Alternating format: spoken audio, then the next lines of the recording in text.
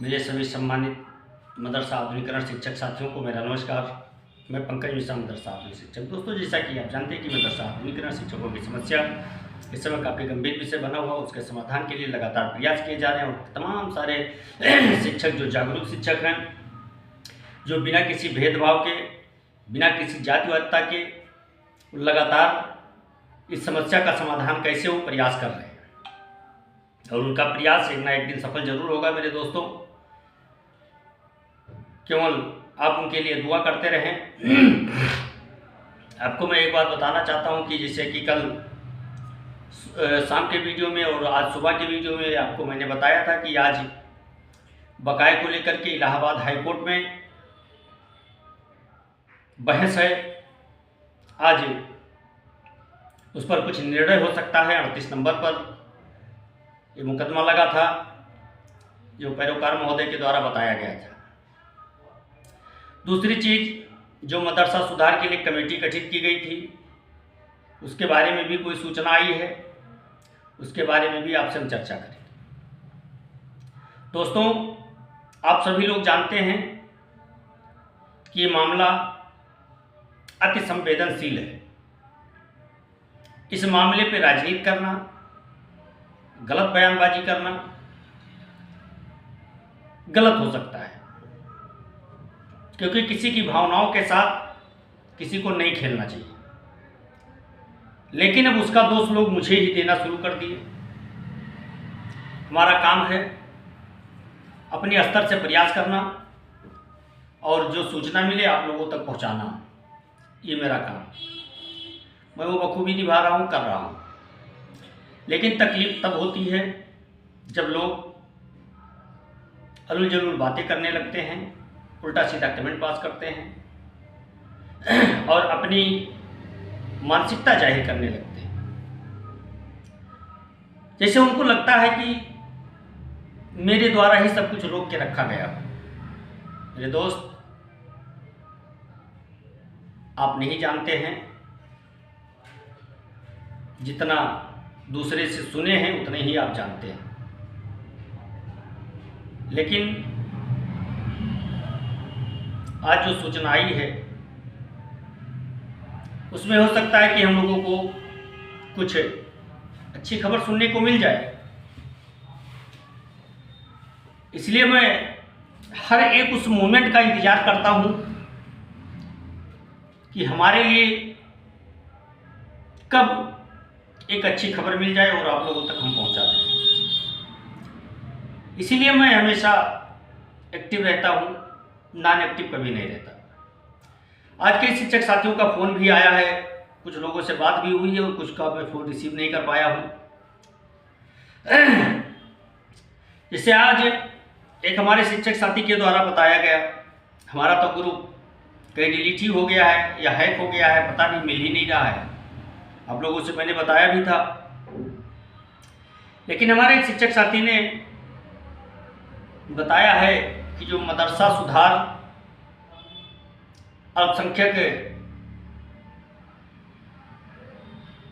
महोदय के द्वारा अल्पसंख्यक कल्याण विभाग में जो मदरसा सुधार की कमेटी गठित की गई थी, वो रिपोर्ट आज पेश कर दी गई है। अभी उसको अपलोड नहीं किया गया है, ऐसी सूचनाएं मिली हैं। लेकिन ये सूत्रों के हवाले से पता चला है कि रिपोर्ट पेश कर दी गई है। अब उस रिपोर्ट में इन लोगों ने क्या लिखा है, क्या जांच किया है, कैसे क्या किया है, आने के बाद ही पता चल पाएगा कि उसमें क्या लिखा है। लेकिन इतना जरूर है कि अगर इस रिपोर्ट में आधुनिकीकरण शिक्षकों के लिए पॉजिटिव बातें की गई होंगी तब तो ठीक है, अन्यथा लड़ाई और लंबा खींच सकता है और इस लड़ाई के लिए आप लोगों को तैयार होना पड़ेगा। ऐसे काम अब नहीं चल पाएगा। क्योंकि अभी तक जो लड़ाइयाँ लड़ी गई उसमें हम लोगों को सफलताएं जरूर नहीं मिल पाई, लेकिन हम लोगों का नाम चलता रहा। और अब कुछ करने की आवश्यकता है, सिफारिश बढ़ाने की आवश्यकता है, धार देने की आवश्यकता है। हमको अपनी ताकत दिखानी है, कैसे हमारा भला होगा। दूसरी चीज दोस्तों, जो आज माननीय इलाहाबाद हाईकोर्ट में मदरसा आधुनिकीकरण शिक्षकों के बकाये को लेकर के जो सूचना आई थी कि आज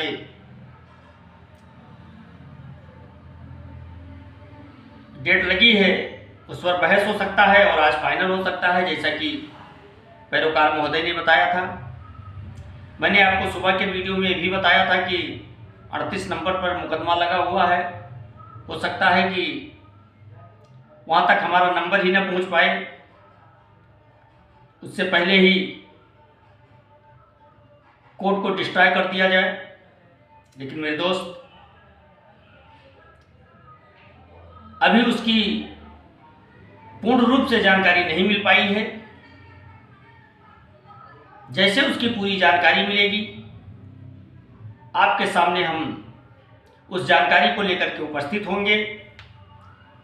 लेकिन इतना जरूर कहना चाहेंगे मेरे दोस्त कि मदरसा आधुनिकीकरण शिक्षकों की समस्या गंभीर है और इसको सरल बनाने के लिए कोई तीसरा नहीं आएगा। मेहनत हमको और आपको करनी पड़ेगी। लेकिन जब पीछे घूम करके देखा जाता है तो 2 दिन तो सपोर्ट मिलता है, तीसरे दिन लोग नदारत हो जाते हैं। अब इसमें एक अगुआ के बगैर कारवां आगे नहीं बढ़ पा रहा है,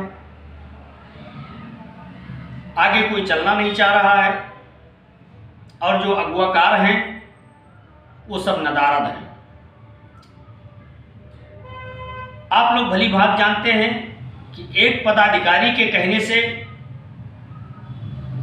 फर्क पड़ता है और एक सामान्य शिक्षक के कहने से बातों को उतना सीरियस नहीं लिया जाता है जितना एक पदाधिकारी के ज्ञापन को लिया जाता है। इसलिए मेरे दोस्त, मैंने तो कहा है शुरू से ही कि आइए कदम से कदम बढ़ा करके चले, एकता बना के चले, एक साथ मिल करके अपनी पावर लगाएं, सही दिशा में पावर लगाएं, जिससे हमारा काम हो सके। और जिस दिन इस चीज को समझ जाओगे, अपने लिए लड़ना समझ जाओगे, दूसरों के बहकावे में ना आकर के अपनी योजना पर ध्यान दोगे,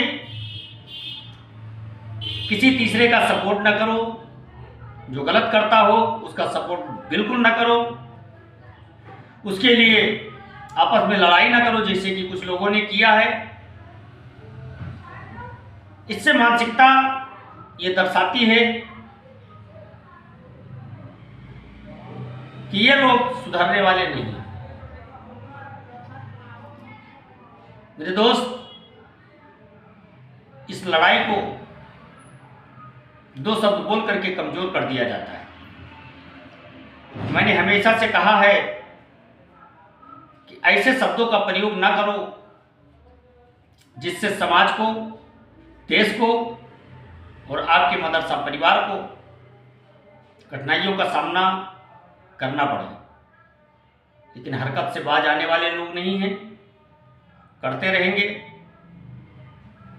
लेकिन एक दिन उनको पछताना पड़ेगा। आप अपने देश से जाकर के दूसरे देश में चले जाओ, बिना वीजा के चले जाओ और एक दिन एक्स्ट्रा रुक करके देख लो तुम्हारे साथ क्या सलूक होता है। उसी दिन से गद्दारों का सपोर्ट करना भूल जाओगे और आपकी बुद्धि भी ठिकाने आ जाएगी। खैर छोड़िए, मेरे दोस्त, इतना आप जान लीजिए कि इस समय अवसर है हमारे लिए, और ये अवसर हम नहीं जाने देना चाहते हैं, इसलिए हम बराबर लगे हुए हैं। आपस में तू में खटखट होती रहती है, खैर कोई बात नहीं। फिर मिलेंगे आपको अगले वीडियो में, तब तक के लिए मुझे अनुमति दीजिए। नमस्कार, जय हिंद, जय भारत, भारत माता की जय।